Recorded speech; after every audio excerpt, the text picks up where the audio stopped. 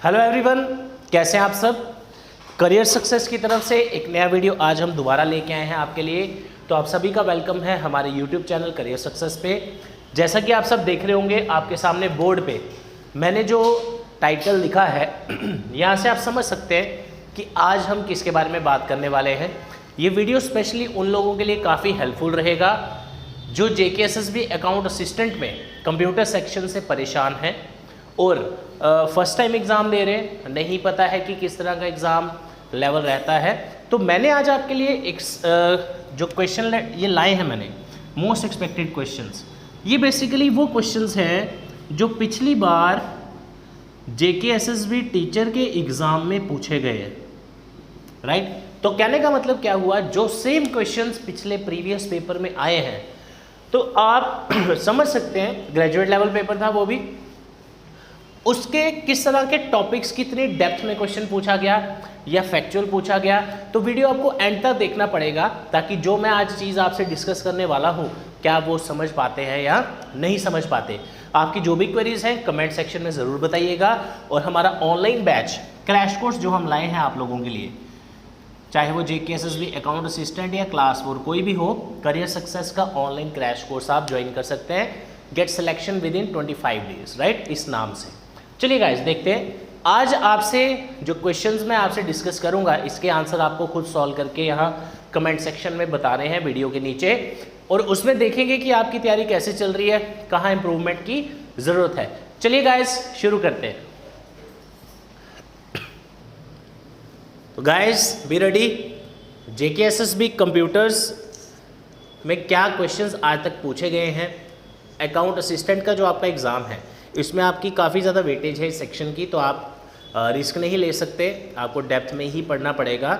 ये मैंने आपके सामने जो 2 क्वेश्चंस लिखे हैं बेसिकली ये प्रीवियस ईयर 2018 जो JKSSB का पेपर है टीचर का, जिसमें आपका ग्रेजुएट लेवल एग्ज़ाम था, वहाँ से उठाएं, राइट।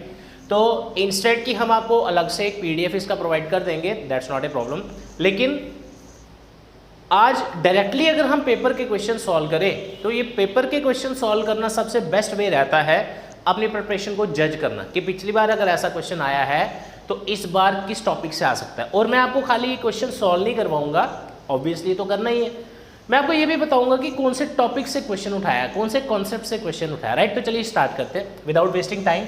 देखिए सबसे पहले क्वेश्चन आपके सामने क्या है, ब्लूटूथ इज ए डैश। आपको बेसिकली यहाँ फिल करना है कि ब्लूटूथ किस तरह का नेटवर्क है। अब आप में से अगर मेरी कोई ऑनलाइन क्लास का स्टूडेंट है, ये जो दोनों क्वेश्चन मैंने आपके सामने लिखे हैं दोनों आप लोगों ने पढ़े हुए हैं और आपको साथ साथ बताया जाता है हमारे ऑनलाइन बैच में कि किस तरह आपको पढ़ना है। यही क्रैश कोर्स हम आपके लिए लाए हैं, चाहे वो अकाउंट असिस्टेंट का हो, क्लास 4 का हो। ये नंबर आपके सामने हमारा लिखा है, आप इसको ज्वाइन कर सकते हैं। चलिए मैं अगर आपसे पूछूँ, पहले तो ये देख लेते हैं क्वेश्चन कौन से कॉन्सेप्ट से उठाया, कौन सा टॉपिक है।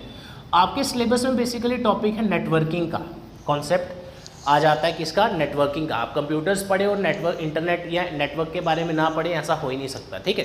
तो नेटवर्किंग से क्वेश्चन ये उठाया है, और क्वेश्चन कहाँ से उठाया है, टाइप्स ऑफ नेटवर्क से, राइट। आपको उसने सीधा नहीं पूछा, देखो डिफरेंस क्या है क्वेश्चन में, आपको उसको सीधा नहीं पूछा अब ये मैन क्या है, पैन क्या है, वैन क्या है, लैन क्या है।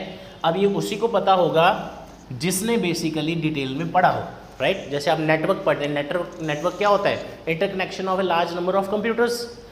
Man stands for metropolitan area network, PAN stands for personal area network, LAN stands for local area network and वैन stands for wide area network, right. ये टाइप्स ऑफ नेटवर्क के अंदर जाकर उसने क्वेश्चन पूछा है। और पूछा गया है कि एक एग्जाम्पल दिया आपको कि बताओ ब्लूटूथ किस नेटवर्क का पार्ट है, कौन सा नेटवर्क है जो ब्लूटूथ हम यूज़ करते हैं। देखो वैन आपको पता है सबसे बड़ा नेटवर्क जिसको हम क्या बोलते हैं, वाइड एरिया नेटवर्क, सबसे ज़्यादा एरिया कवर करता है जियोग्राफिकली। लैन आ गया आपका लोकल एरिया नेटवर्क जो कम एरिया कवर करता है एज कंपेयर टू मेट्रोपॉलिटन और वैन। लेकिन जो ब्लूटूथ है ये बेसिकली एक इंडिविजुअल अपने आसपास के छोटे डिस्टेंस की जो भी उसको एप्लीकेशन यूज़ करनी है, जो भी उसको ब्लूटूथ के थ्रू कोई भी एक्शन परफॉर्म करना है तो वो अपने पर्सनल यूज़ के लिए करता है। दैट मीन्स इसका आंसर बेसिकली क्या रहेगा आपका, pan. Pan stands for personal area network. आपसे ये भी पूछ सकते हैं पैन स्टैंड्स फॉर, तो आपको ये एब्रीविएशन आपको आनी चाहिए, राइट। तो ये आपका हो गया first question. Question number 2, UNIVAC. अब ये क्वेश्चन कहाँ से आया गाइस, देखिए आपके सिलेबस में स्पेसिफिकली बताया गया है एब्रीवेशंस। आपको एब्रीवेशन से क्वेश्चन उसने उठाया, आपके सामने है, आपसे पूछा यूनिवैक क्या चीज़ है। यूनिवैक स्टैंड्स फॉर, इसकी एब्रीवेशन फुल मीनिंग क्या है?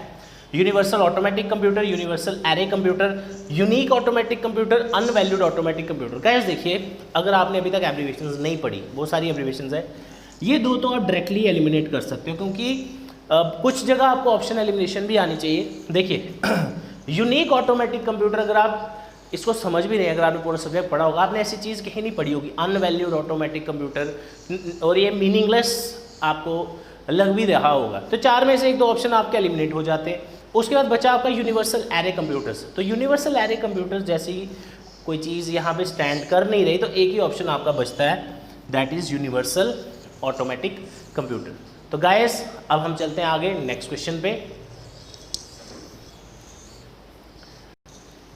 गाइस देखिए नेक्स्ट क्वेश्चन पे चलते हैं, और आप सरप्राइज होंगे कि अभी मैंने थर्ड क्वेश्चन आपके सामने लिखा है, उसमें से दो क्वेश्चन आप मान के चलिए इंटरनेट के पूछे जा चुके हैं, राइट, और एक ही एग्जाम में, राइट। देखिए इंटरनेट टॉपिक ही ऐसा है, इसमें बहुत ज़्यादा डेप्थ में जाना पड़ता है।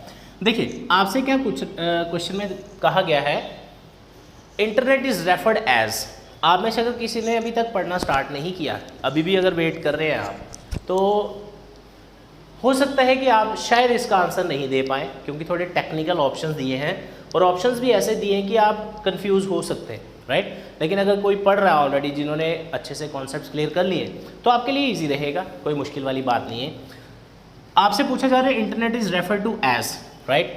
फर्स्ट दिया नेटवर्क और नेटवर्क्स, इंडिपेंडेंट नेटवर्क ऑप्शन दिया है, इंटरकनेक्टेड प्राइवेट कंप्यूटर्स और ग्रुप ऑफ ऑटोनोमस कंप्यूटर्स। ये दोनों ऑप्शंस ऐसे हैं जो आप डायरेक्टली देख के क्रॉस कर सकते हैं, फॉल्स कर सकते हैं। क्यों? क्योंकि इंटरनेट अगर आपने पढ़ा हो, आपको पता है ये पब्लिक के लिए 90s में खोल दिया गया था, राइट। ये आप सब जानते हैं, जब आपने डिटेल में पढ़ा हो तो ये इस तरह की चीज़ें आपको हेल्प करती है, राइट। इंडिपेंडेंट नेटवर्क से भी आपको इसका कोई फुल फ्लैश मीनिंग नहीं मिल रहा, तो एक ही ऑप्शन बचता है आपका, वो क्या है? Network of networks. इंटरनेट क्या है? एक ऐसा नेटवर्क जो जिसके अंदर सभी नेटवर्क्स आ जाते हैं, उसी को हम क्या बोलते हैं? इंटरनेट। लेकिन अभी हम इसको पढ़ नहीं रहे, पढ़ने वाली क्लास भी मैं आपके लिए लेके आऊँगा। फिलहाल अभी हम क्वेश्चन सॉल्व कर रहे हैं जो पिछले पेपर में पूछे गए हैं। तो let's move on to next question. Question number 4 guys, देखते हैं क्या है। क्वेश्चन में कह रहा है when a processor processes a task, जब भी हमारा सीपीयू कोई टास्क परफॉर्म करता है, उसके रिलेटेड जो भी वैल्यूज़ उस टाइम चाहिए हो, जो भी कैलकुलेशन स्टफ उस टाइम चाहिए हो, जो आपकी वैल्यूज़ डेटा वगैरह उस टाइम चाहिए होता है, वो कहाँ पे रिसाइड करता है, right, during processing of a task. Option है secondary memory, program memory, main memory और डिस्क। इसमें से एक दो ऑप्शन ऐसे हम डायरेक्टली एलिमिनेट कर सकते हैं। अब पहले बात करते हैं किस टॉपिक का क्वेश्चन है, कंसेप्ट कौन सा है। कंसेप्ट है आपका बेसिकली मेमोरी, और मेमोरी में किस में आपका डायरेक्टली उसने आपसे प्राइमरी मेमोरी का क्वेश्चन नहीं पूछा, थोड़ा डिटेल में जाके उसने आपसे बात की कि जब मेन मेमोरी का क्या काम है, आपकी रैम का क्या काम है, जब आपके कोई भी एक्शन, कोई भी प्रोसेस चल रहा है, प्रोसेसर कोई भी चीज़ परफॉर्म कर रहा है, कोई टास्क परफॉर्म कर रहा है, उसके बीच में जो उसको डेटा की ज़रूरत रहती है, वैल्यूज़ की ज़रूरत रहती है, वो बेसिकली आपका कहाँ पे स्टैंड करता है? मेन मेमोरी में। तो वो कहाँ पे रहेगा आपका डेटा? मेन मेमोरी में। तो correct answer will be option number 2। चलिए गाइस आगे चलते हैं।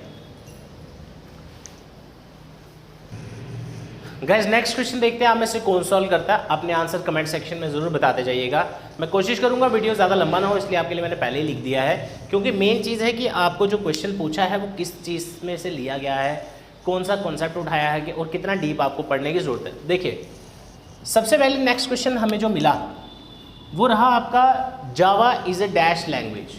पहले देखते हैं किस तरह का क्वेश्चन है, कहाँ से क्वेश्चन उठाया। बेसिकली ये आपका है, अगर आप बात करें, अगर आपने सॉफ्टवेयर के बारे में पढ़ा हो तो सॉफ्टवेयर बेसिकली क्या होता है? Collection of program is called a software. अब सॉफ्टवेयर बनता कैसे है? With the help of programming languages. अगर आप में से किसी ने सॉफ्टवेयर इंजीनियरिंग किया है, एमसीए किया है, बीसीए किया है, आप समझ सकते हैं कि मैं क्या बोल रहा हूँ। देखिए ध्यान से, जावा बेसिकली क्या है? एक हाई लेवल लैंग्वेज है, और ऑप्शंस भी आपको जो मिलने वाले हैं वहाँ पे high level, low level, medium level, binary language, इस तरह के जो भी ऑप्शंस होंगे आप समझ सकते हो, क्योंकि काफ़ी ज़्यादा डिमांड में है, काफ़ी ज़्यादा एप्लीकेशंस बनाने में जावा का यूज़ होता है। आप में से बड़े सारे बच्चे हो सकता है आईटी बैकग्राउंड से हो, तो आपको पता होगी मैं क्या बोल रहा हूँ यहाँ पे। तो काफ़ी रोबस्ट लैंग्वेज है, इसमें काफ़ी सारे सॉफ्टवेयर्स वगैरह बनते रहते हैं, एप्लीकेशंस बनती हैं। तो आईटी बैकग्राउंड वालों के लिए इसमें आपने इन डेप्थ पढ़ा होगा इसमें क्या रहता है क्या नहीं रहता।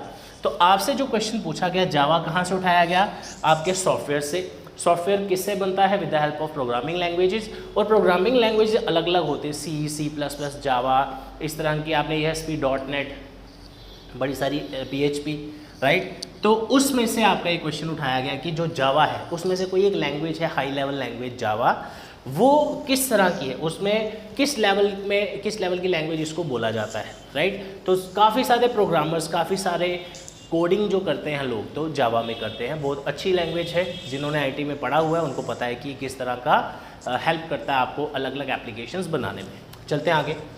अगला टॉपिक आपका उठाया गया है बेसिकली इंक्रिप्शन, राइट। इंक्रिप्शन का मतलब यहाँ से आपसे पूछा गया था, एक्चुअली आपको दो तरह से क्वेश्चन पूछा जा सकता है। जैसे आपको एक प्रॉपर डेफिनेशन दी हो, राइट, और आपसे पूछा गया हो इसका ये किसका मीनिंग है, तो आपको डायरेक्टली वहाँ एक टर्म दी जाएगी, ऐसे डिक्रिप्शन, इंक्रिप्शन, इस तरह से। ऐसा भी हो सकता है इंक्रिप्शन स्टैंड्स फॉर, ऐसे करके फिर ऑप्शन में लंबी लंबी डेफिनेशंस आपको दिए। तो आपको थोड़ा सा आइडिया होगा कि इंक्रिप्शन बेसिकली जब भी बात कहाँ पे आ जाती है, सिक्योरिटी के रिलेटेड, अपने डेटा को प्रोटेक्ट करने के रिलेटेड। कॉन्सेप्ट इसमें कौन सा चल रहा है, डेटा प्रोटेक्शन का। जहाँ हमें डेटा का ध्यान रखना है, अनऑथराइज्ड एक्सेस ना हो, तो वहाँ पे आपको सिक्योरिटी फीचर्स लगाने पड़ते हैं। उसमें से एक आपका क्या है, इंक्रिप्शन।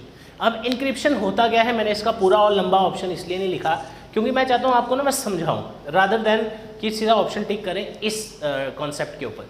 इंक्रिप्शन क्या है बेसिकली, जैसे मान लेते हैं आपके पास कोई डेटा है, आप उसे मुझे सेंड करना चाहते हैं, राइट, कॉन्फिडेंशियल डेटा है, आप मुझे कुछ ऐसी इन्फॉर्मेशन आप देना चाहते हैं जो आपके फ्रेंड तक नहीं पहुंचनी चाहिए, फॉर एग्जांपल। तो आप क्या करेंगे, आप उस डेटा को कोई ऐसा लॉजिक लगा के या कोई ऐसा ऑपरेशन लगा के उस डेटा को आप उसकी प्रोसेसिंग करके उसके ऊपर कुछ अलग से फीचर्स लगा के उसको इस फॉर्म में कन्वर्ट कर दोगे कि मुझे समझ ना आए। कोडिंग बोलते हैं जिसको, जो आप कह सकते हैं कि ऐसी फॉर्म में कन्वर्ट कर देंगे कि सामने वाला समझ ही नहीं पाए क्या लिखा हुआ है। मेरी बात समझ रहे हैं आप, राइट। तो जैसे ही वो अगले बंदे के पास पहुंचती है, वो भी कुछ ना कुछ ऐसी प्रोसेस उस डेटा पे लगाता है, उसमें जो आपने पहले कोडिंग की है, जो आपने प्रोसेस लगाया कि बीच वाले बंदे को समझना है। जैसे ही मेरे को मिल गई, मेरे को वो इन्फॉर्मेशन मिल गई, मैं भी वो चीज़ उस पर यूज़ करके उसको वापस कन्वर्ट कर लूँगा मीनिंगफुल इन्फॉर्मेशन में। कहने का मतलब हुआ, आप क्या है, सोर्स, आपने मुझे कोई इन्फॉर्मेशन भेजनी है और आप चाहते हैं कि बीच में किसी बंदे को पता ना चले, राइट, उसको सिक्योर करके भेजना है, राइट। तो आप क्या होगे, सोर्स, जहां भेजना है वो क्या है, डेस्टिनेशन। सोर्स क्या करता है बेसिकली, उस पर कुछ ऐसी टेक्निक्स यूज़ करेगा जिससे वो डेटा इनक्रिप्ट हो जाए। इनक्रिप्ट मतलब किसी और फॉर्म में कन्वर्ट हो जाए या ऐसी फॉर्म में कन्वर्ट हो जाए जो बीच वाले बंदे को समझ ना आए। अगर बीच में कोई उसको एक्सेस करता है over the transferring of data from source to destination, तो उस बंदे को वो समझ ना आए। मैं आपको बिल्कुल लेमन लैंग्वेज में सिखा रहा हूँ, राइट। तो जैसे ही वो डेटा मेरे पास पहुँचेगा, डेस्टिनेशन मैं हूँ, मतलब मुझे उसको एक्सेस करना है, तो मैं भी वही टेक्निक्स कुछ लगा के, अब इसको कीज़ बोलते हैं, तो बड़े सारे इंटरनल कॉन्सेप्ट है, वो अभी हम डिस्कस नहीं करेंगे। मैं भी कोई की लगा के वो डेटा कन्वर्ट कर लूँगा पहले वाली इन्फॉर्मेशन में जो आपने सोर्स ने भेजी थी, और फिर मैं उसको यूज़ कर सकता हूँ। तो दैट इज़ बेसिकली आपकी क्या है, इंक्रिप्शन। अब ऐसा कह सकते हैं कि एक प्रोसेस जिसमें आप डेटा या इन्फॉर्मेशन को सिक्योर करने के लिए कुछ ऐसी टेक्निक्स का इस्तेमाल करते हैं ताकि जब आप वो डेटा ट्रांसफ़र करें, राइट, तो जिस मीडियम से ट्रांसफ़र करें उस मीडियम में वो डेटा लॉस ना हो, वो डेटा अनऑथराइज एक्सेस ना हो, जब तक वो अपनी जगह पहुंच नहीं जाता, right. That process is basically known as encryption, right. आगे चलते हैं, तो लास्ट क्वेश्चन रखते हैं गाइस ये, क्योंकि हमारी सीरीज कौन सी थी, क्वेश्चन नाज़रीन 2018 JKSSB एग्जाम। तो 30 मार्क्स की सेक्शन है, इसमें बहुत डेप्थ में कॉन्सेप्ट्स हैं, आपको अच्छे से पढ़ना पड़ेगा। कभी कभी क्या होता है कि सारी चीज़ें एक वीडियो में पढ़ाना पॉसिबल नहीं हो पाता, इसलिए हमारी कोशिश होती है कि जो भी स्टूडेंट्स ऑनलाइन कोर्स या क्रैश कोर्स कर रहे हैं या करना चाहते हैं, तो डिटेल में A to Z आप उसको पढ़ें। यहाँ पे आपको हमारी कोशिश है कि प्रीवियस कोई भी ऐसी चीज़ मिस ना हो जो आपको एग्ज़ाम क्वालिफाई करने में हेल्प करे और हम वो चीज़ मिस कर दें, ऐसा नहीं होगा, वो आप टेंशन छोड़ दीजिए, ठीक है। तो लास्ट क्वेश्चन हमारा बचा, तो ये आपको मैं होमवर्क भी दे देता हूँ, लेकिन यही सबसे बड़ी गड़बड़ है। मैं यहाँ होमवर्क दे के चले तो जाऊँगा, मगर किसने सॉल्व किया किसने नहीं किया वो हमें नहीं पता चल सकता। तो क्यों ना इसको यहीं पे सॉल्व कर दें। आप सभी कमेंट में आंसर करिए क्या आएगा। गाइस देखिए आपसे क्वेश्चन में बेसिकली एब्रीवेशन पूछी। फिर से देखो आप मान के चलो 7 क्वेश्चन मैंने आपको पूछे, उसमें से 3 इंटरनेट के हैं। उसके बाद सिक्योरिटी के ऊपर एक क्वेश्चन आ गया, उसके बाद लैंग्वेजेस पे एक क्वेश्चन। देखो इस तरह क्वेश्चन की डिस्ट्रीब्यूशन होती है। अगर 30 मार्क की सेक्शन है, हो सकता है 7-8 क्वेश्चन इंटरनेट से आ जाए, 3-4 क्वेश्चन प्रोटेक्शन आपकी सिक्योरिटी से आ जाए, उसके बाद 5-6 क्वेश्चन एब्रीवेशन से आ जाए। तो इस तरह का पूरा रहेगा आपका एग्जाम का पैटर्न, ठीक है। अब देखिए यहाँ पूछा है A2DP। पहली बात A2DP होता क्या है basically, it stands for advanced audio distribution profile. ये बेसिकली क्या टर्म है, ये टर्म यूज़ की जाती है कि जो ब्लूटूथ टेक्नोलॉजी है उस पर ऑडियो स्ट्रीमिंग कैसे किया जाता है, तो बेसिकली उसके लिए यूज़ किया जाता है। अब अगर ये बिल्कुल ये इसमें आप तुक्का भी नहीं लगा सकते अगर आपने नहीं पढ़ा हो, है ना।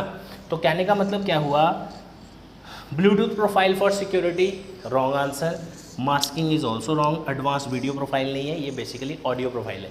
A2 क्यों लिखा गया है, एडवांस्ड ऑडियो, दोनों A से एब्रीविएशन है, राइट। तो it stands for distribution of audio over, या आप कह सकते हैं streaming of audio over Bluetooth technology, that is basically known as A2DP। तो गाइज ये थे हमारे काफ़ी इंपॉर्टेंट क्वेश्चंस। आपने ये नहीं देखना कि क्वेश्चन का आंसर आपको पता चल गया हो गया, आपने देखना है कौन से टॉपिक से क्वेश्चन आया है, कौन से कॉन्सेप्ट से क्वेश्चन पूछा गया है, मुझे कितना डीप स्टडी करना है, ये आपको सीखना है इन तरह की वीडियोस से। तो बहुत सारी वीडियोस आपके लिए ऑलरेडी लाइंड अप है, आपको रेगुलर बेसिस पे मिल रहा है। करंट अफेयर हमारे चैनल पे डेली आ रहा है, आप वो भी ज़रूर देखिए और वीडियो पूरा एंड तक देखा करें ताकि आपको हर एक चीज़ का पता चले। और हमारे करियर सक्सेस के online batches crash course join करने के लिए व्हाट्सएप करें 9419145317। Thank you so much.